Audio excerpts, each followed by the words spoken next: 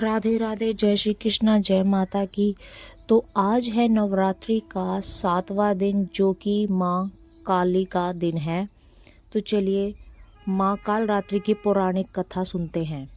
बहुत समय पहले की बात है, जब संसार में असुरों का आतंक बढ़ता ही जा रहा था।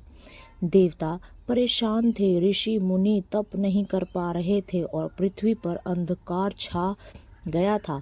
उस समय एक भयंकर असुर था, रक्तबीज, और उसके साथ था उसका सेनापति शुभ निशुभ का आतंक।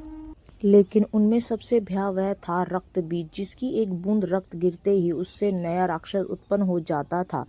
देवताओं ने कई बार युद्ध किया, लेकिन हर बार वे हार गए। आखिरकार सभी देवता एकत्र होकर माता आदि शक्ति की आराधना करने लगे।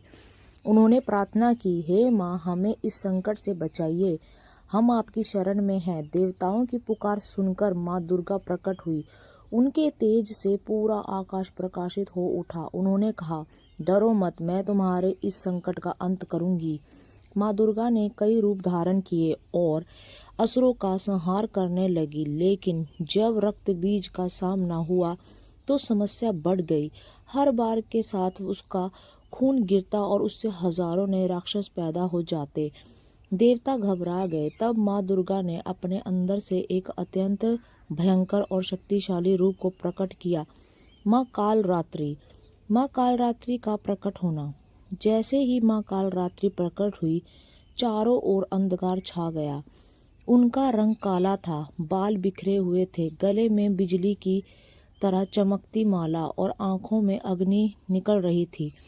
उनके 4 हाथ थे, एक में खड्ग तलवार, दूसरे में लोहे का कांटा और बाकी 2 हाथ अभय और वर मुद्रा में थे। उनका रूप इतना भयंकर था कि असुर भी कांप उठे, लेकिन उनके भक्तों के लिए वे अत्यंत करुणामयी थी।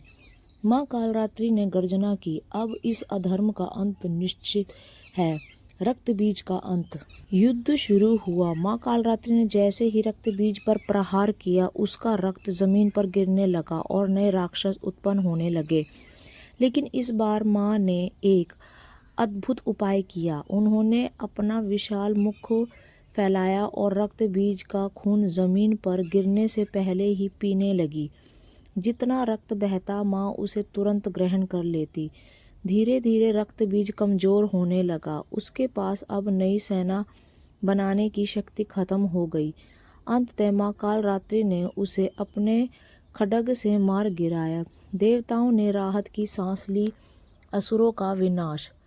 उसके बाद माँ कालरात्रि ने शुंभ निशुंभ का और अन्य असुरों का भी संहार किया। उनका क्रोध इतना प्रचंड था कि पूरी पृथ्वी कांप उठी। लेकिन जब अधर्म का अंत हो गया, तब माँ का स्वरूप शांत होने लगा। देवताओं ने माँ की स्तुति की, हे माँ कालरात्रि, आप ही हमारी रक्षक हैं। आपका यह रूप भले ही भयानक है, लेकिन यह बुराई के विनाश और धर्म की रक्षा के लिए है। माँ ने मुस्कुराते हुए कहा, जो भी सच्चे मन से मेरी पूजा करेगा, मैं उसकी हर भय से रक्षा करूंगी। माँ कालरात्रि का महत्व। माँ कालरात्रि को नवदुर्गा का 7वां रूप माना जाता है। उनका स्वरूप हमें यह सिखाता है कि जीवन में अंधकार और भय चाहे कितना भी बड़ा क्यों ना हो, साहस और विश्वास से उसे हराया जा सकता है। ये बुराई का अंत करती हैं और अपने भक्तों को और निर्भय बनाती हैं। इसलिए उन्हें शुंभकारी भी कहा जाता है, यानी जो शुभ फल देने वाली हो। कहानी का संदेश। इस कहानी से हमें यह सीख मिलती है कि डर कितना भी बड़ा हो, उसका सामना करना ज़रूरी है। बुराई चाहे कितनी भी शक्तिशाली क्यों ना हो, अंत में जीत अच्छाई की होती है। सच्ची श्रद्धा और विश्वास से हर संकट दूर हो सकता है। तो यह थी हमारी कहानी। अगर थोड़ी भी अच्छी लगी हो तो चैनल को सब्सक्राइब, वीडियो को लाइक शेयर ज़रूर करें। मिलते हैं अगली एक नई वीडियो में। तब तक के लिए राधे राधे, जय श्री कृष्ण, जय माता की।